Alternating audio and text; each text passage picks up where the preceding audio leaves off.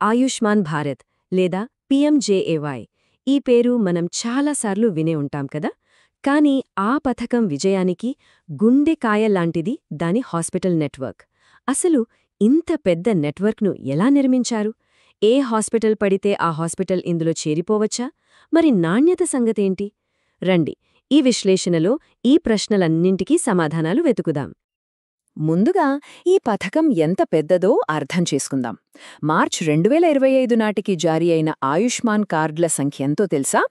36.9 కోట్లు. ఒక్కసారి ఆలోచించండి, ఇది అమెరికా మొత్తం జనాభా కన్నా ఎక్కువ. ఈ ఒక్క సంఖ్య చాలు ఈ పథకం ప్రభావం ఏ స్థాయిలో ఉందో చెప్పడానికి.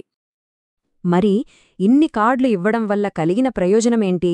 ప్రజలకు ఆదాయైన సొమ్ము అక్షరాల 1.25 లక్షల కోట్లు. అంటే దానర్థమేంటంటే ఎన్నో కుటుంబాలు అప్పులపాలు కాకుండా, వాళ్ల ఇల్లో పొలమో అమ్ముకోకుండా ఈ పథకం కాపాడిందన్నమాట.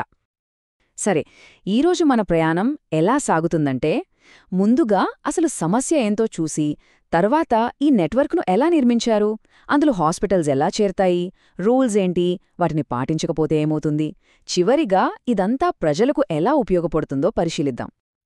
అయితే అసలీ పథకం ఎందుకొచ్చింది? దీని అవసరమేంటి? మన దేశంలో ముఖ్యంగా పేద మధ్యతరగతి కుటుంబాలకు ఆరోగ్య సంరక్షణ చాలా పెద్ద భారం. ఒక్క అనారోగ్యం చాలు ఆ కుటుంబాన్ని అప్పుల ఊబిలోకి నెట్టేయడానికి. సరిగ్గా ఈ సమస్యను పరిష్కరించడానికే పీఎంజేఏవైని రూపొందించారు. ఈ స్లైడ్లో చూడండి, ఒక చాలా ఆసక్తికరమైన మార్పు కనిపిస్తుంది. 2015లో ప్రజలు తమ వైద్య ఖర్చుల్లో ఏకంగా 62.6% సొంత జేబు నుంచే పెట్టేవారు. కాని పీఎంజేఏవై లాంటి పథకాలు వచ్చాక 2022 నాటికి అది 39.4%కి పడిపోయింది. అదే సమయంలో ప్రభుత్వ వ్యయం 29% నుండి 48%కి పెరిగింది. ఇది ఖచ్చితంగా సరైన దిశలో పడుతున్న అడుగు అని చెప్పొచ్చు. ఈ పథకం విజయం మొత్తం దానికింద పనిచేసే హాస్పిటల్ నెట్వర్క్ పైనే ఆధారపడి ఉంది. దేశవ్యాప్తంగా విస్తరించి ఉన్న ఈ ప్రభుత్వ మరియు ప్రైవేట్ ఆస్పత్రుల నెట్వర్కే ఈ స్కీమ్కి బ్యాక్బోన్ లాంటిది. ఇక్కడ మనం ఒక పదం పదే పదే వింటూ ఉంటాం, ఎంపాన్మెంట్. ఇదేదో పెద్ద కష్టమైన పదం అనుకోకండి, చాలా సింపుల్. ఒక ఆస్పత్రిని అధికారికంగా పీఎంజేఏవై పథకంలో చేర్చుకోవడమే ఎంపానెల్మెంట్. ఈ ప్రక్రియ పూర్తయితేనే ఆ ఆస్పత్రి లబ్ధిదారులకు ఉచిత, క్యాష్లెస్ సేవలను అందించగలదు. ఈ నెట్వర్క్ అందించే అతిపెద్ద హామీ ఇదే. అర్హత ఉన్న ప్రతి కుటుంబం దేశంలోని ఏ ఎంపానెల్డ్ హాస్పిటల్లోనైనా సంవత్సరానికి 5 లక్షల రూపాయల వరకు ఉచిత చికిత్స పొందవచ్చు. ఇది కేవలం డబ్బే కాదు, అనారోగ్య సమయంలో లక్షలాది కుటుంబాలకు దొరికే ఒక ధైర్యం, ఒక భరోసా. సరే, బావుంది. మరి ఈ నెట్వర్క్లో ఒక హాస్పిటల్ ఎలా భాగమవుతుంది? ఆ ప్రాసెస్ ఏంటో ఇప్పుడు వివరంగా చూద్దాం. ఒక హాస్పిటల్ ఈ నెట్వర్క్లో చేరడమనేది అంత తేలిక కాదు. అదొక ప్రయాణంలాంటిది. అంతా ఆన్లైన్లో దరఖాస్తుతో మొదలవుతుంది. కాని కేవలం కాగితాలు పంపిస్తే సరిపోదు. జిల్లా కమిటీ వాటిని పరిశీలించాక అధికారులు నేరుగా హాస్పిటల్కే వచ్చి ఫిజికల్ ఇన్స్పెక్షన్ చేస్తారు. అంటే వాళ్లు చెప్పిన సదుపాయాలు నిజంగా ఉన్నాయో లేదో చెక్ చేస్తారన్నమాట. ఇవన్నీ దాటితేనే రాష్ట్ర ఏజెన్సీ నుంచి ఫైనల్ అప్రూవల్ వస్తుంది.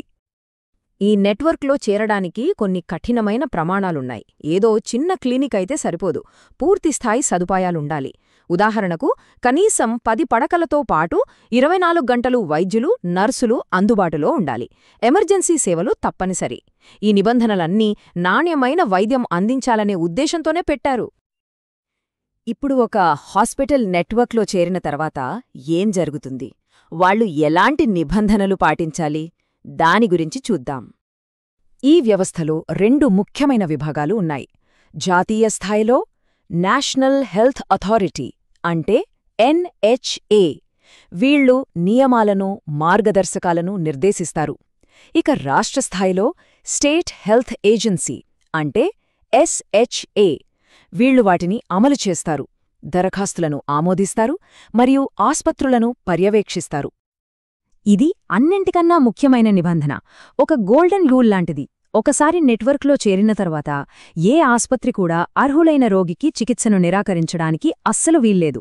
అంతేకాక అన్ని సేవలు పూర్తిగా నగదురహితంగా అందించాలి. ఒక్క రూపాయి కూడా అదనంగా వసూలు చెయ్యకూడదు. మరి ఒకవేళ ఆస్పత్రులు ఈ నియమాలను ఉల్లంఘిస్తే ఏమవుతుంది? అప్పుడు జవాబుదారీతనం అనేది చాలా ముఖ్యం. దానికోసం కూడా ఒక కఠినమైన వ్యవస్థ ఉంది. అధికారిక మార్గదర్శకాల నుండి తీసుకోబడిన ఈ వాక్యం దీని ఉద్దేశ్యాన్ని స్పష్టంగా చెప్తుంది. ఈ క్రమశిక్షణా చర్యలు కేవలం శిక్షించడానికి కాదు, తప్పులు జరగకుండా నిరోధించడానికి, అలాగే లబ్ధిదారులకు ఎల్లప్పుడూ నాణ్యమైన వైద్యం అందేలా చూడటానికి. నిబంధనలు మీరితే పరిణామాలు చాలా తీవ్రంగా ఉంటాయి. ఉదాహరణకు, ఒక హాస్పిటల్ రోగి దగ్గర డబ్బు వసూలు చేస్తే ఆ డబ్బును తిరిగి ఇవ్వాలి. దానికి 5 రెట్లు జరిమానా కూడా కట్టాలి. అలాగే చెయ్యని చికిత్సలకు బిల్లు పెడితే క్లెయిమ్ తిరస్కరణతో పాటు భారీ జరిమానా తప్పదు.